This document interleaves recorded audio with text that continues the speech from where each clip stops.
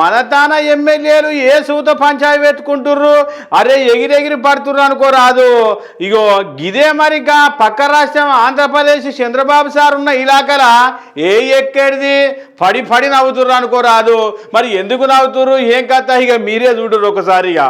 Right, మన సినిమాలలో Gabbar Singh sir ఎట్లా యాక్టింగ్ చేసేది ఏం కథ అని మొత్తం ఎక్కడిది పో same to same గుద్దినట్టే చూపించారట MLA Sabu. గా సీనుకు గబ్బర్ సింగ్ సార్ పడి పడి నవ్విండట. గట్లనే చంద్రబాబు కూడా నవ్విండట.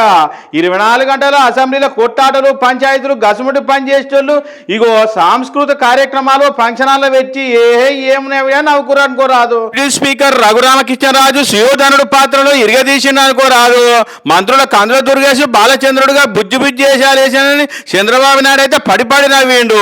ఇక deputy CM Pawan Kalyan sir అయితే ఎన్నడు నవ్వనంత నవ్విండు.